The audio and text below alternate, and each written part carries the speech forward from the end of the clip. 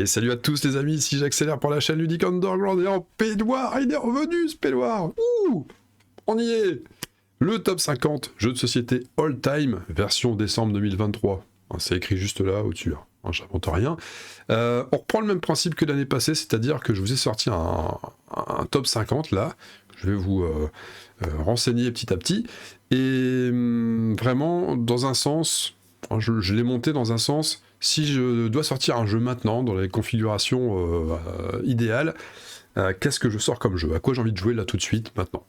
Et ben ce jeu-là, ok, bah donc c'est mon 1. Bon, il n'est pas dispo. Je sors quoi du coup? Bah celui-là, donc c'est mon 2, etc. etc. J'en ai tiré 50 comme ça.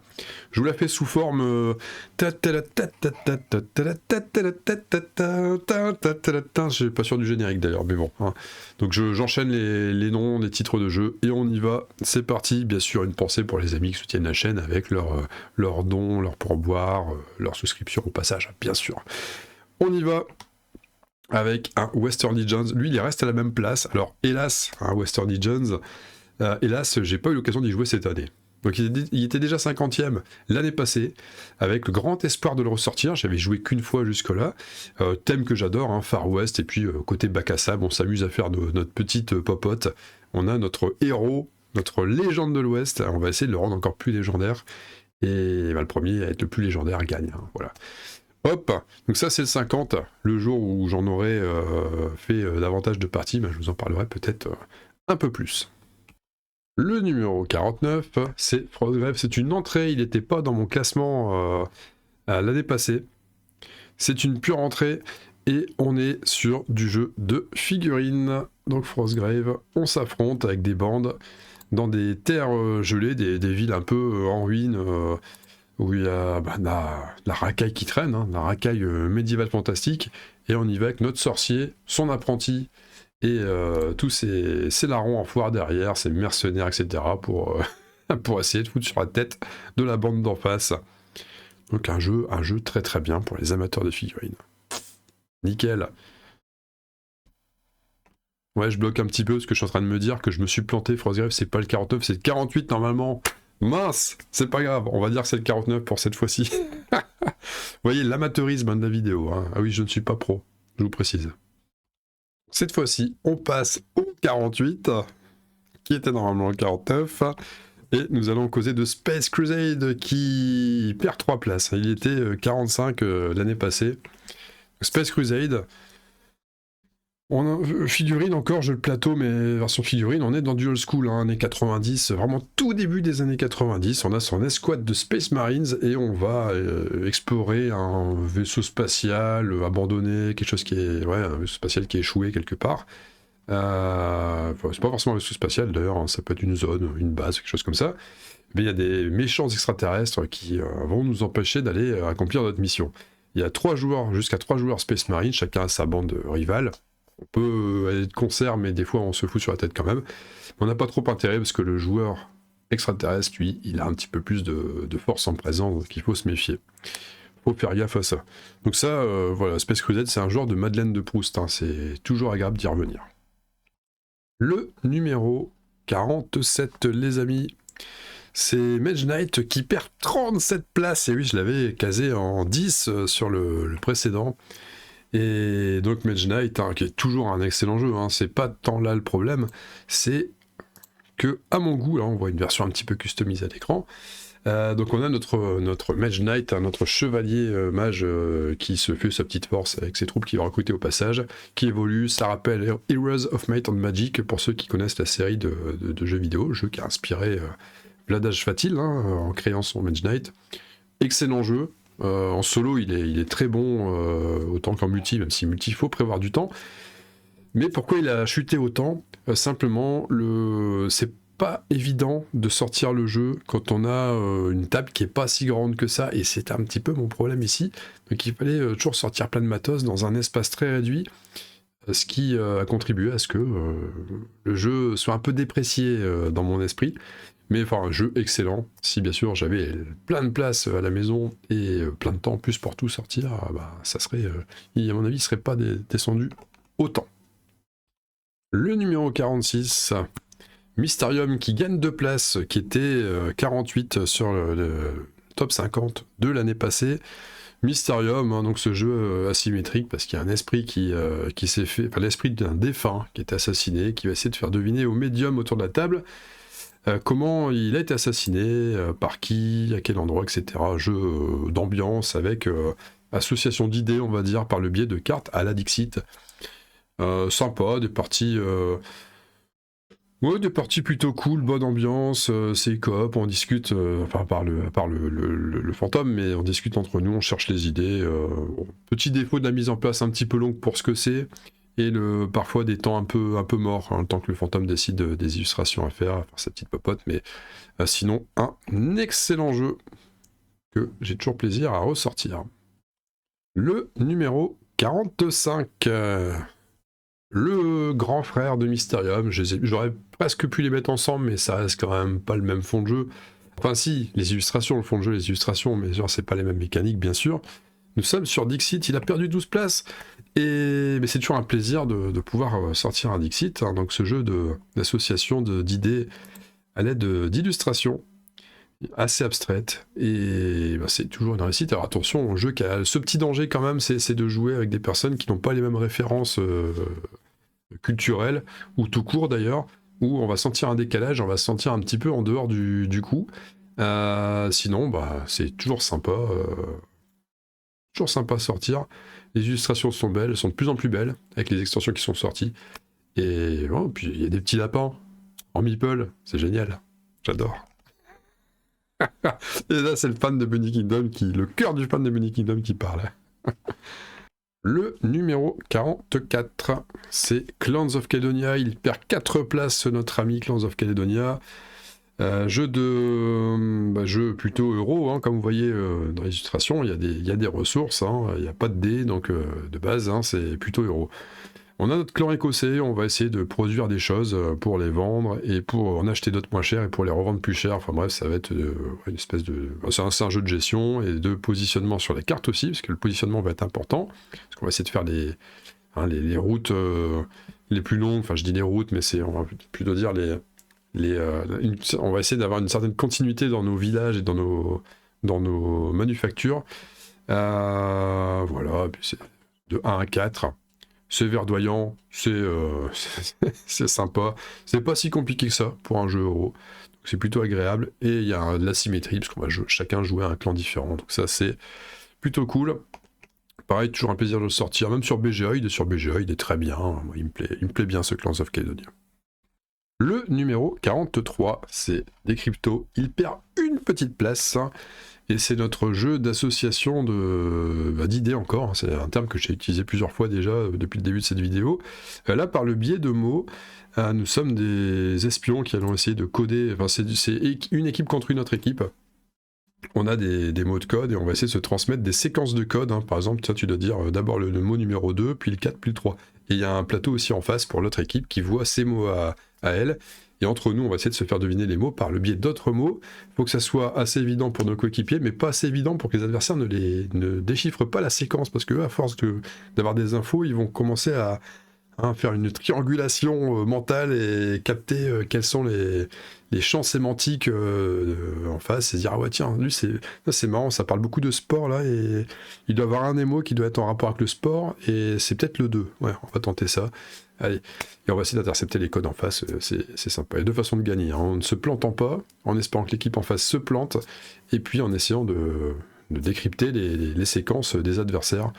C'est vraiment chouette, ça fait penser à Codenames, sauf que ça laisse plus de place à l'imagination, je trouve, que Codenames, et en ça, c'est plus technique aussi. Il faut être quand même plus impliqué dans la partie. Codenames, on peut le prendre plus à la volée. Donc c'est en ça que j'aime bien Decrypto, je trouve un peu plus expert, on va dire, dans ce registre de jeu.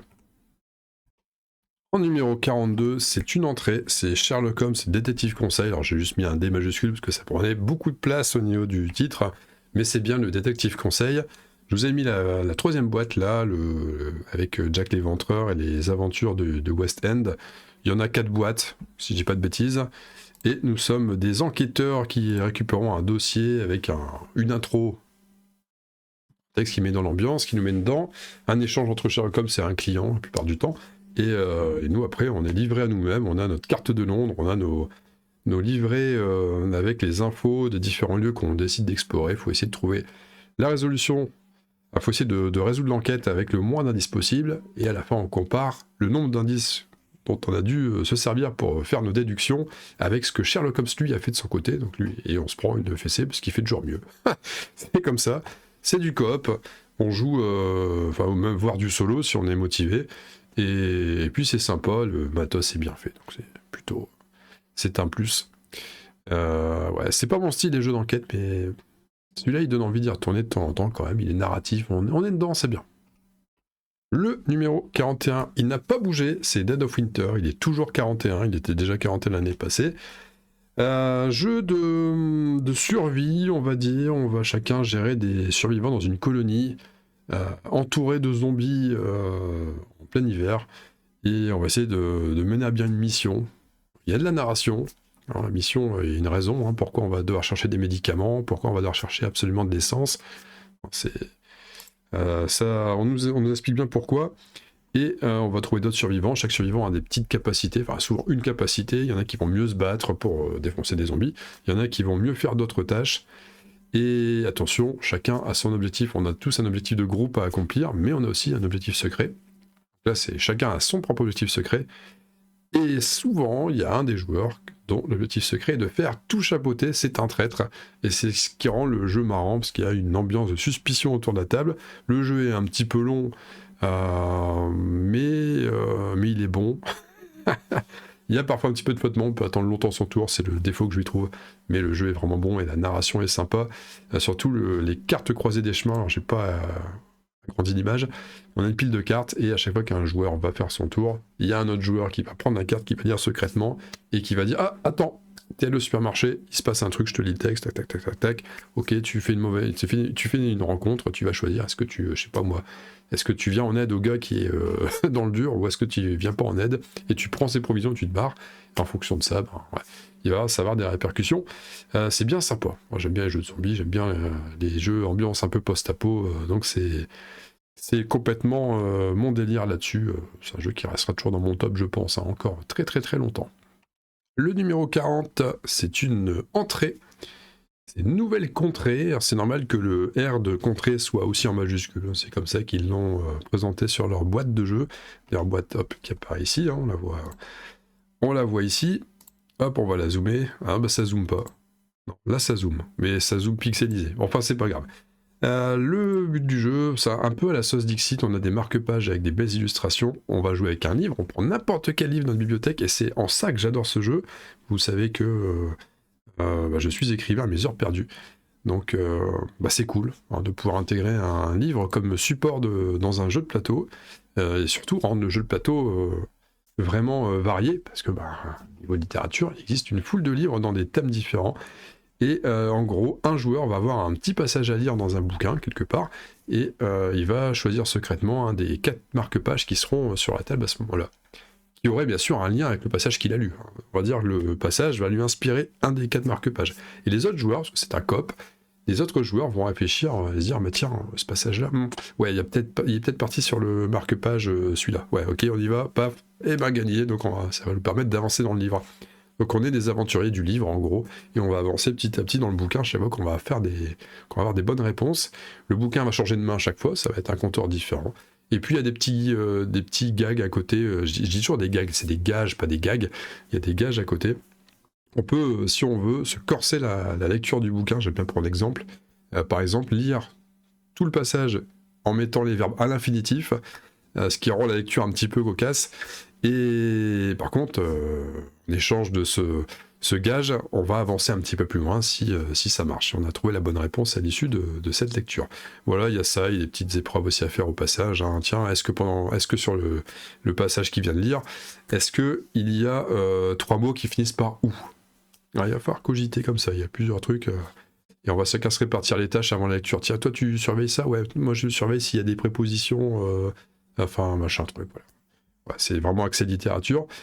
C'est ce qui rend le jeu assez unique. J'en ai parlé beaucoup plus que des autres jeux parce que j'aime bien en faire la promo de ce jeu, je le trouve vraiment cool, il n'est pas très cher. Et puis ça permet de donner envie de lire, donc ça c'est vraiment quelque chose qu'il faut souligner et saluer surtout. Donc un 40, il mérite son entrée dans mon top 50, celui-là. Le 39, ce sera TTMC 2. Donc pas tu te mets combien, mais tu te remets combien. J'ai pas tellement d'illustrations là, j'ai juste une boîte à vous montrer. Jeu de questions où par équipe la plupart du temps, hein, c'est rare qu'on va jouer en solo. Par équipe, on va essayer de répondre à des questions pour avancer sur le plateau. Quelque chose qui n'a pas révolutionné l'univers du jeu de questions. Sauf que si, en fait, parce que là, on va évaluer notre niveau de connaissance sur un thème donné. Donc on va arriver, hop, c'est à nous de jouer, c'est notre équipe qui joue. On nous donne un thème, combien tu te mets en allumette, par exemple. Je crois que le thème existe vraiment dans le jeu. Et là, on va se dire, bah tiens, donc on se jauge hein, de 1 à 10, on va dire, bah, ouais, allumette, ouais, je sais pas, puis il y en a à côté qui va dire, ouais, moi je suis fort en allumette, hein, je sais, j'assemble même des tours Eiffel en allumette. Vas-y, tu peux mettre 10, on y va. Et donc la question va être, plus on va se noter, plus on va bien se noter, et plus la question va être compliquée. Et si on a bon, on va avancer d'autant de cases que la note qu'on s'est attribuée. Donc bien sûr, les questions 1, 2, 3 sont très faciles, les questions 7, 8, 9 sont difficiles, la 10 c'est généralement impossible. Et voilà, donc on va progresser comme ça, ce qui veut dire que même si on n'est pas forcément très calé niveau culture G, on peut quand même avancer petit à petit, c'est pas vilain. Pourquoi j'ai mis le TTMC 2 ? Je trouve qu'ils ont un peu lissé quand même la difficulté des questions, et les questions fortes, hein, les 8, 9, 10, sont quand même un peu plus abordables maintenant. Ça reste chaud, mais elles sont quand même plus abordables. Et j'ai pas précisé que les thèmes sont souvent des thèmes assez funky. Donc ça rend le jeu... C'est vraiment, il y a une bonne ambiance autour de la table quand on sort ce jeu-là, et c'est un jeu que j'aime bien. Je les possède pas, moi, les TTMC, mais quand il y a les copains qui viennent avec... j'essaye un peu de les pousser pour faire une partie, parce que je trouve ça vraiment rafraîchissant, je trouve ça cool. Je n'ai pas précisé, c'est une entrée dans le top 50. En numéro 38, c'est aussi une entrée, c'est Paper Tales. J'ai eu la chance d'avoir, lors du précédent Noël, un Paper Tales édition intégrale. C'était pas Noël, c'était mon anniv, je crois, quelque chose comme ça. Et un jeu de draft, déjà le draft, je trouve ça cool comme mécanique. On va chacun monter son royaume, ça se joue, les règles sont vraiment simples, mais il y a de la profondeur dans le jeu, et comme il y a du draft et que la pile de cartes est quand même pas mal variée, surtout avec les 2 extensions, parce que dans la version intégrale on a les 2 extensions avec, et bien on s'éclate, on monte son royaume de 4 voire 5 cartes, quand on a amélioré un des bâtiments. Et puis, ce que j'aime beaucoup dans le jeu, c'est la notion de vieillesse, c'est-à-dire que les unités qu'on va mettre dans notre royaume pour attaquer, hein, parce qu'il y a une notion de guerre aussi avec nos voisins en direct, elles vont mourir au bout d'un moment. Donc on va pas... notre jeu va se renouveler, il y a 4 manches à jouer, de la première à la 4e, notre royaume va être complètement différent, ça aura évolué entre-temps. Donc il faut rester à l'affût, quoi. Faut pas s'endormir sur ses lauriers, faut pas se dire ok j'ai monté la combo de la mort qui tue, c'est bon, on peut plus me rejoindre. Et ben si, faut se méfier, faut toujours se renouveler. J'aime bien, et puis ouais, comme j'ai dit juste avant, les règles sont simples, donc ça c'est très agréable, on peut jouer avec des joueurs qui sont un peu occasionnels, ça va quand même passer. On peut jouer jusque 7, et c'est fluide, c'est rapide, on enchaîne des parties. On en joue une, on peut facilement jouer 2, 3... vraiment, mais tout seul, quoi, hein, sans forcer. Nous en sommes au numéro 37, et je vous ai mis Mission Planète Rouge. Il gagne cette place, je l'avais un peu moins bien classé l'année passée. Mission Planète Rouge, c'est un jeu dont j'aime beaucoup la boîte, j'aime beaucoup le thème steampunk, avec des dessins assez mignons. Pour un jeu qui l'est pas tant que ça, dans le sens où on se met des crasses. On va essayer de se positionner sur la planète rouge, donc Mars, avec nos petits cosmonautes, nos astronautes, je sais pas de quelle nationalité ils sont. Il y a un côté intox, on va essayer d'occuper des fusées avant les autres. Alors si on est les premiers dans l'ordre du jeu à occuper des fusées, on va en mettre moins d'astronautes. Si on essaie de jouer en dernier, on mettra plus de monde, mais peut-être qu'il n'y aura plus de fusées disponibles pour aller mettre nos astronautes, donc c'est chaud. Et ouais, donc il y a un ordre du jeu, on va chacun jouer un personnage qui va nous permettre d'aller plus ou moins vite habiter ses fusées pour partir, pour décoller, pour aller se placer. Il y a un jeu de dupes là-dessus, et on peut se mettre des crasses, on peut supprimer des astronautes, des autres joueurs. C'est un jeu de majorité, j'ai pas précisé. Avant toute chose, c'est un jeu de majorité, on va essayer de se placer on va essayer d'être majoritaire sur certaines régions de Mars pour gagner des points. J'aime beaucoup, Pareil, les règles sont pas si compliquées que ça reste du familial. Et ouais, pour l'ambiance, on y retourne tous les jours, les yeux fermés sur la planète rouge. On y reviendra sur la planète rouge un petit peu plus tard, vous verrez. Le numéro 36, Zombie, la blonde, la brute et le truand, qui a été longtemps mon jeu préféré, mon numéro 1. Bah là non, il a un petit peu baissé, je l'avais classé en 29 l'année passée, maintenant il est en 36. Un groupe de survivants qu'on va essayer de conserver le plus longtemps possible, même si ça va être impossible de conserver tout le monde, en tout cas c'est très rare, ça se joue de 3 à 6, mais vaut mieux être 5 ou 6. Groupe de survivants, chacun a ce groupe de survivants, c'est pas du tout coopératif, alors oubliez cette notion de coopération, c'est un mot qui n'existe pas dans le dictionnaire dans le jeu, non, vraiment pas. On va s'entraider, mais c'est pour mieux se mettre une crasse derrière. Donc les zombies vont venir dans le centre commercial qui est divisé en 6 zones, ils vont arriver petit à petit, et plus ils arrivent, et plus ils risquent de rentrer dans les salles dans lesquelles nos survivants se réfugient. Quand il commence à avoir trop de zombies dans une zone, on va devoir sacrifier un des survivants pour que les zombies soient occupés et s'en aillent. Sauf que le survivant qui va être jeté en pâture sera peut-être le nôtre. Ça ne nous arrange pas, parce qu'il faut garder le plus de survivants possible à la fin pour marquer des points et être le meilleur. Voilà, donc comment on va décider qui est sacrifié, avec un système de vote. Donc un côté, faut avoir la majorité, mais peut-être que si on est majoritaire dans une zone, peut-être que les autres auront chacun moins de survivants, mais vont se liguer contre nous, justement, parce qu'on représente une menace, on a la majorité. Vous voyez, ça fait on va dire la coriandre du jeu, parce que je veux dire le sel du jeu, je trouve ça naze. Alors, je change d'épice, n'importe quoi. Alors, le coriandre, d'ailleurs, je dis la coriandre. J'ai un doute, je sais plus si c'est masculin ou féminin, bon, peu importe. Le curry, c'est tout ce qui fait le curry du jeu. Donc c'est cool, on va pouvoir essayer de s'équiper, mais il n'y a pas beaucoup d'équipement. On va se bagarrer pour savoir qui prend l'équipement et qui le partage avec d'autres. Et voilà, c'est un jeu ambiance garantie, mais ne pas jouer avec des personnes susceptibles, c'est très dangereux, sinon vous n'allez pas rentrer chez vous, les pneus de votre bagnole seront crevés avant que vous n'ayez le temps de démarrer le moteur. Notre numéro 35, c'est Dracula's America. Il a perdu 30 places, je l'avais mis en 5 quand même, c'était assez fou. Il faut dire que l'année passée, à cette période, j'étais à fond dedans, c'était de la hype et tout, on était motivés pour y jouer, au club notamment. Et c'est un petit peu passé, parce qu'on est passé sur d'autres jeux. C'est simplement pour ça qu'il est 35, sinon le jeu, je le trouve toujours aussi cool. Je lui trouverai quand même le petit défaut, disons que c'est le défaut de sa qualité, alors qu'il est assez simple, ce qui fait que quand on a pas mal d'expérience dans le jeu de figurines, on va parfois se sentir un petit peu limité et être peut-être un peu trop, on va dire, assujetti à l'aléatoire. Donc on a chacun une bande de cow-boys, on va évoluer dans un Far West fantastique, parce qu'il y a des éléments fantastiques qui vont venir nous rejoindre, nous faire signe. Et on va donc nos cow-boys vont affronter parfois des cultistes qui vont affronter des démons, qui vont invoquer des démons, des Indiens qui des Indiens change-peau qui vont se transformer en ours ou en loup. Il y aura quoi ? Il y aura les confédérés là qui peuvent les nécromanciens confédérés qui vont invoquer des squelettes, ce genre de choses. Donc il y a de la magie qui vient s'inscrire dans le truc. Puis le pitch est rigolo, Dracula's America. On est dans un univers Far West, la guerre de sécession vient de se terminer, et qui c'est qui vient d'être élu président des États-Unis à vie ? C'est le comte Dracula. Vous voyez le délire.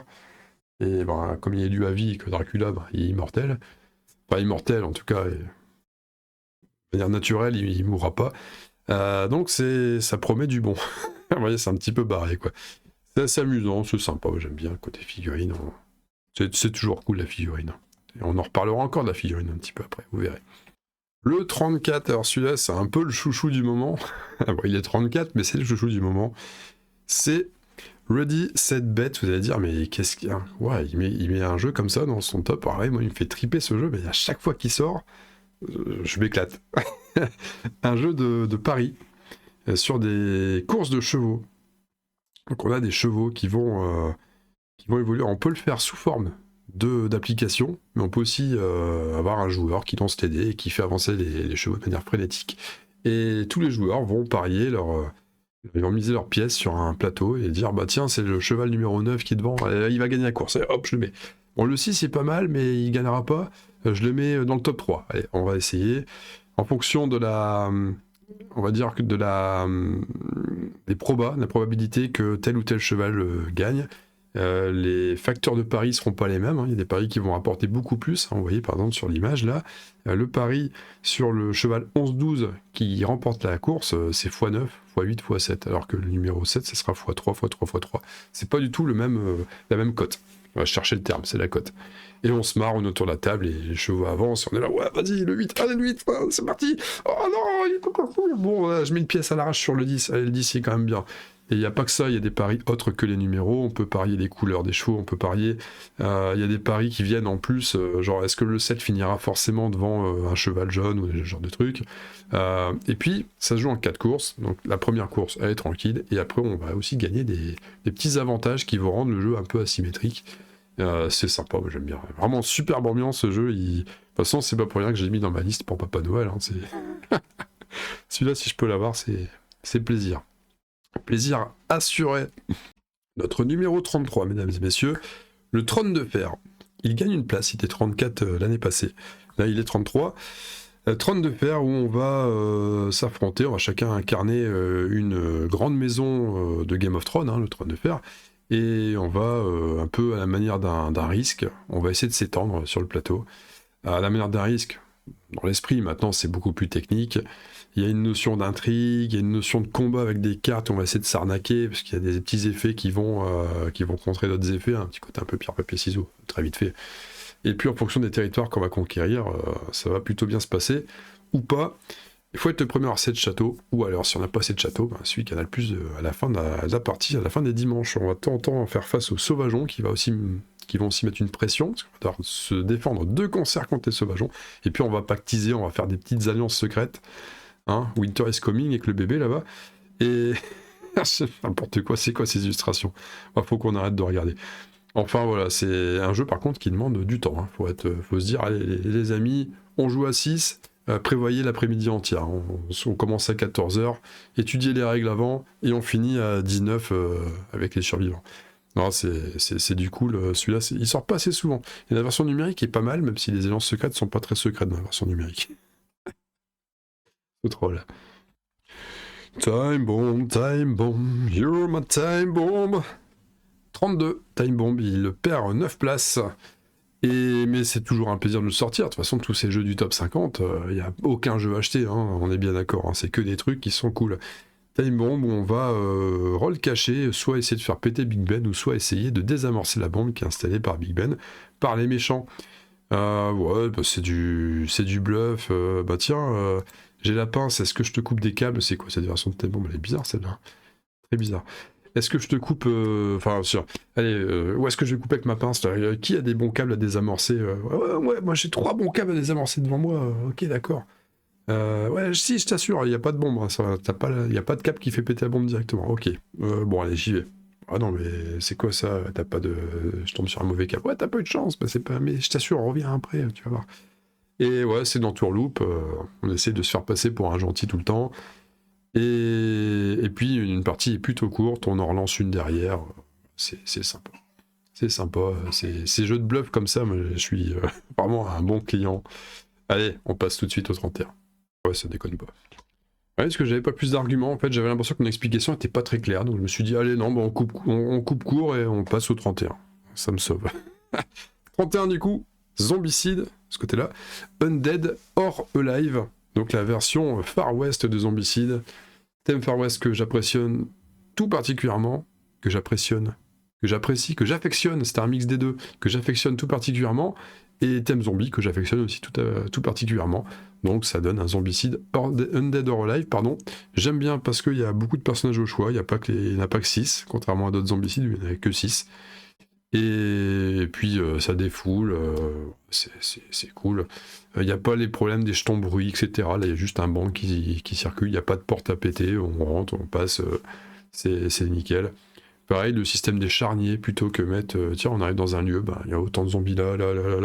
Non, c'est... Vraiment, je trouve qu'il a réussi à garder les bons éléments des autres zombicides, et il en a proposé des ajustements sur les mauvais éléments qui rendent le jeu fluide.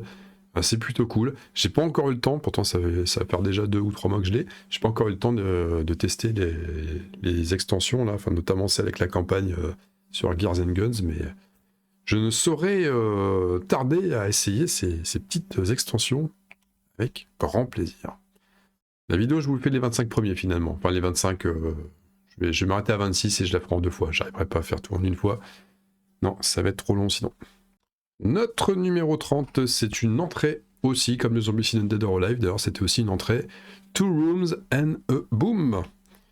Un rôle caché, la petite particularité de ce jeu, alors faut être plein, c'est encore mieux, faut être nombreux, faut être au moins 10, 12, 14, c'est bien. Des gentils du camp du président et des méchants du camp du terroriste, et on va être mélangé entre 2 salles. C'est la particularité, c'est qu'on est entre 2 salles. On va essayer de découvrir un petit peu les rôles des autres sans trop en dire sur nous, mais on va quand même devoir se révéler un petit peu. Et le tout, c'est qu'à la fin des 3 manches, parce qu'il va y avoir des échanges d'otages d'une salle à l'autre à la fin de chaque manche, il va falloir pour le terroriste être dans la même pièce que le président pour le faire sauter. Enfin, il faut avant que la bombe soit amorcée, donc il faut que le terroriste croise aussi le technicien de la bombe, là, je sais plus comment on appelle ça, et pareil, le président, lui, il faut qu'il ait son insuline ou un truc du genre, il faut qu'il croise le médecin aussi, avant pour rester en vie déjà de manière santé, de manière normale, et il faut qu'il reste en vie, et dans le sens où il ne faut pas qu'il soit dans le même endroit que la bombe à la fin de la partie.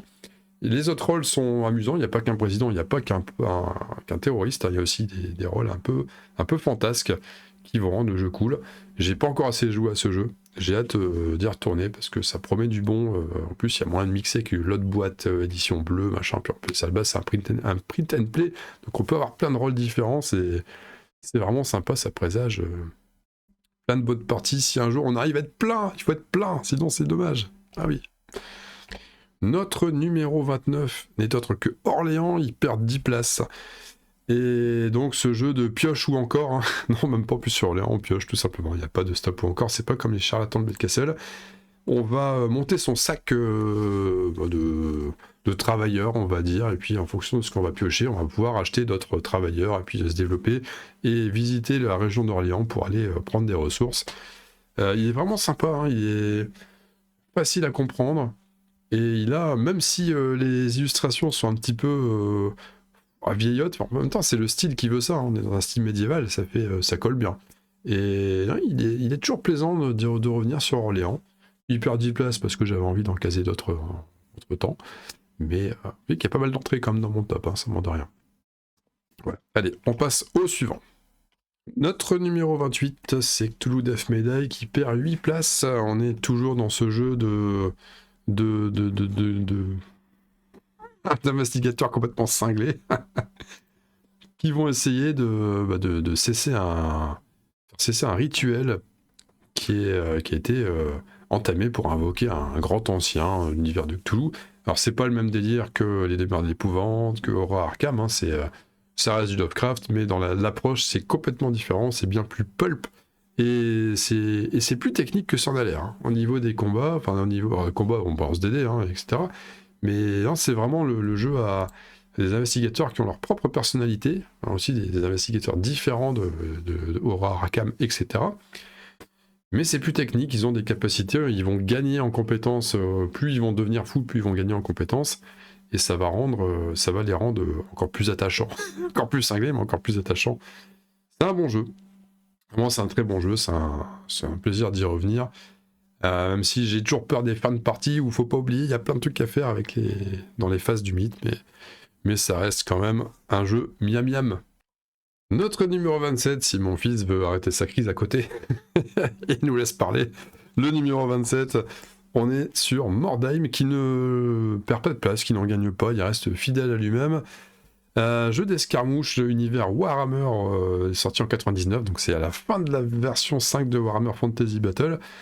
Et on va jouer chacun une bande, alors là c'est une bande de Sœurs de Sigmar, vous voyez, une bande de figurines comme ça, qui va évoluer dans une ville en ruine, que beaucoup de personnes avec des attentions plus ou moins douteuses vont venir arpenter pour trouver des fameux fragments de pierre magique.